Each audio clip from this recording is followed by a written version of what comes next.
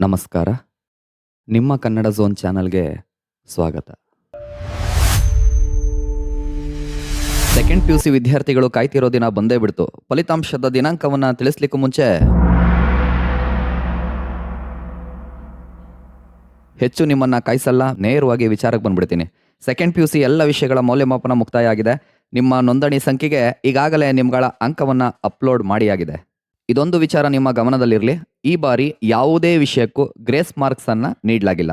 ಪದವಿ ಪೂರ್ವ ಶಿಕ್ಷಣ ಇಲಾಖೆ ಮತ್ತು ಶಿಕ್ಷಣ ಸಚಿವರು ಅನ್ಕೊಂಡಂಗೆ ಮೌಲ್ಯಮಾಪನ ಮುಕ್ತಾಯ ಆಗಿದೆ. ಸ್ಕೂಟ್ನಿ ಕೆಲಸ ಮುಕ್ತಾಯವಾದ ತಕ್ಷಣ ಫಲಿತಾಂಶದ ಪೂರ್ಣ ಮಾಹಿತಿಯನ್ನ ಶಿಕ್ಷಣ ಸಚಿವರಾದ ಮಧು ಬಂಗಾರಪ್ಪನವರಿಗೆ ನೀಡಲಾಗುತ್ತೆ. ಅಂದ್ರೆ ಹೆಚ್ಚು ಅಂಕ ಪಡೆದವರ ವಿವರ, ಪೂರ್ಣ ಅಂಕ ಪಡೆದವರ ವಿವರ, ಪಾಸಾದ ವಿದ್ಯಾರ್ಥಿಗಳ ವಿವರ, ಫೇಲ್ ಆದ ವಿದ್ಯಾರ್ಥಿಗಳ ವಿವರ, ಒಟ್ಟು ಫಲಿತಾಂಶದ ಶೇಕಡವಾರು ಅಂಕಿಅಂಶಗಳನ್ನ ಶಿಕ್ಷಣ ಸಚಿವರಿಗೆ ಅಧಿಕಾರಿಗಳು ನೀಡ್ತಾರೆ.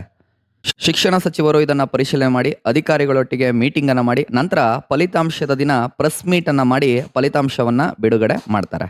ಎಲ್ಲ ಅಂದ್ಕೊಂಡಂತೆ ಮೌಲ್ಯಮಾಪನ ಮುಕ್ತಾಯ ಆಗಿರುವ ಕಾರಣದಿಂದ ಈಗಾಗಲೇ ಇಲಾಖೆ ತಿಳಿಸಿರುವಂತೆ ಏಪ್ರಿಲ್ 7ನೇ ತಾರೀಕಿನಲ್ಲೇ ನಿಮ್ಮ ಫಲಿತಾಂಶ ಬಹುತೇಕ ಬರೋದು ಖಚಿತ ಆಗಿದೆ.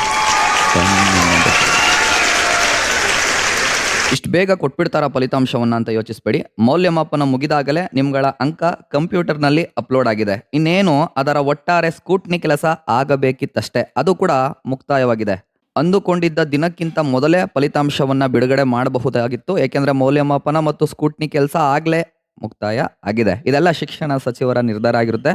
ಅದೇನೇ ಆಗಿರಲಿ, ಅಂದುಕೊಂಡಂತೆ ನಿಗದಿತ ವೇಳೆಯಲ್ಲೇ ಎಲ್ಲ ನಡೆಯುತ್ತಿರುವುದರಿಂದ ಏಪ್ರಿಲ್ 7ನೇ ತಾರೀಕು ನಿಮ್ಗಳ ಫಲಿತಾಂಶ ಹೊರಬೀಳೋದು ಬಹುತೇಕ ಖಚಿತ ಆಗಿದೆ.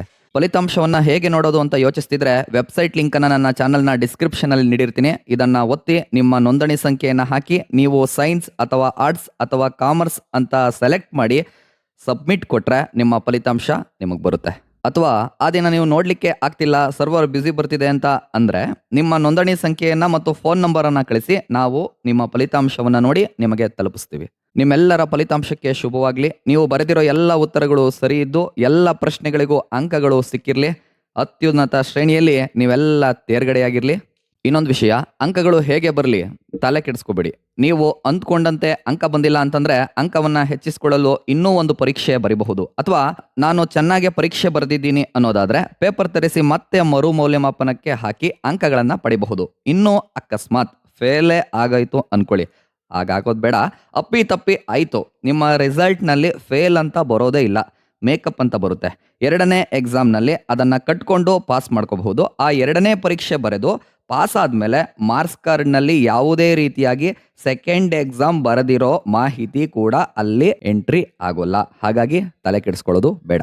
ಪರೀಕ್ಷೆಗಳು ಜೀವನದ ಒಂದು ಭಾಗವಷ್ಟೇ, ಆದರೆ ಪರೀಕ್ಷೆಗಳೇ ಜೀವನವಲ್ಲ. ಪೋಷಕರಲ್ಲೂ ಒಂದು ಮನವಿ, ತಮ್ಮ ಮಕ್ಕಳ ಫಲಿತಾಂಶವನ್ನ ತಾವು ಕೂಡ ಸಮಚಿತ್ತದಿಂದ ಸ್ವೀಕರಿಸಿ. ಅವಕಾಶಗಳು ಇನ್ನೂ ಸಾಕಷ್ಟಿವೆ, ಅದನ್ನ ಸದುಪಯೋಗ ಪಡಿಸ್ಕೊಳ್ಳೋ ರೀತಿ ನೀವು ಅವರನ್ನ ಹುರಿದುಂಬಿಸಿ. ಯಾಕೆ ಹೀಗಂದೆ ಅಂತಂದ್ರೆ, ಕಳೆದ ವರ್ಷ ನನ್ನ ಸ್ನೇಹಿತನ ತಂಗಿ ದ್ವಿತೀಯ ಪಿಯುಸಿ ಪರೀಕ್ಷೆಯನ್ನ ಬರೆದಿದ್ರು. ಅವರ ಅಪ್ಪ ಅಮ್ಮ ಅವರ ಮಗಳ ಮೇಲೆ ತುಂಬಾ ನಂಬಿಕೆ ಇಟ್ಕೊಬಿಟ್ಟಿದ್ರು, ಡಾಕ್ಟರ್ ಓದಿಸ್ಬೇಕು ಅಂತ. ಆದ್ರೆ ಫಲಿತಾಂಶದ ದಿನ ಎಲ್ಲರಿಗೂ ಗಾಬರಿ ಆಯಿತು. ಏಕೆಂದ್ರೆ ಬಯಾಲಜಿ ವಿಷಯದಲ್ಲಿ ಅವಳು 55 ಅಂಕಗಳನ್ನ ತಗೋಬಿಟ್ಟಿದ್ಲು. ಅವರ ಅಪ್ಪ ಅಮ್ಮ ಈಕೆ ಬಯಾಲಜಿನಲ್ಲಿ ಬೋರ್ಡ್ ಎಕ್ಸಾಮ್ನಲ್ಲೇ 55 ಅಂಕವನ್ನ ತಗೊಂಡಿದ್ದಾಳೆ, ಇನ್ನು ನೀಟ್ ಮಾಡ್ತಾಳ ಎಂಬಂತ ಒಂದೇ ಒಂದು ಮಾತು ಆಕೆಯ ಮೇಲೆ ಪರಿಣಾಮ ಬೀರ್ತು. ಊಟ ತಿಂಡಿ ಬಿಟ್ಟು ಅಳಲಿಕ್ಕೆ ಪ್ರಾರಂಭಿಸ್ತಾಳಂತೆ, ಬಾಗಿಲಾಕೊಂಡು ಕೆಟ್ಟ ಯೋಚನೆಯನ್ನು ಕೂಡ ಮಾಡಿರ್ತಾಳಂತೆ. ಅವರಣ್ಣ ಆಕೆಯನ್ನ ಸಮಾಧಾನ ಪಡಿಸ್ತಾನಂತೆ, ತರಿಸ್ತಾರಂತೆ. ಅದನ್ನ ಉಪನ್ಯಾಸಕರಿಗೆ ತೋರಿಸಿ ಮರು ಮೌಲ್ಯಮಾಪನಕ್ಕೆ ಹಾಕ್ತಾರಂತೆ. ಆ ವಿದ್ಯಾರ್ಥಿಯ ಮರು ಮೌಲ್ಯಮಾಪನದ ಫಲಿತಾಂಶ ಬರುತ್ತೆ. ಎಷ್ಟು ಅಂಕ ಗೊತ್ತಾ? 68 ಅಂಕಗಳನ್ನ ಆಕೆ ಪಡ್ಕೊಂಡಿರ್ತಾಳೆ.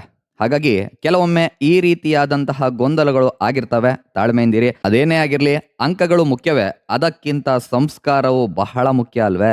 ಸಂಸ್ಕಾರಯುಕ್ತ ನಿಮ್ಮ ಮಕ್ಕಳು ಜೀವನವೆಂಬ ಪರೀಕ್ಷೆಯನ್ನ ಗೆದ್ದೇ ಗೆಲ್ತಾರೆ, ತಲೆ ಕೆಡಿಸ್ಕೋಬೇಡಿ.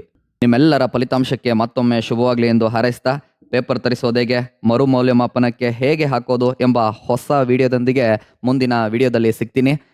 ತಾವುಗಳು ನಮ್ಮ ಚಾನಲ್ಗೆ ಹೊಸಬರಾಗಿದ್ರೆ ದಯಮಾಡಿ ಸಬ್ಸ್ಕ್ರೈಬ್ ಮಾಡ್ಕೊಳ್ಳಿ. ಮುಂದಿನ ವಿಡಿಯೋಗಳ ನೋಟಿಫಿಕೇಶನ್ಗಾಗಿ ಪಕ್ಕದ ಗಂಟೆ ಗುರುತನ್ನು ಒತ್ತಿ. ಸಿಗೋಣ ಮತ್ತೆ. ನಮಸ್ಕಾರ.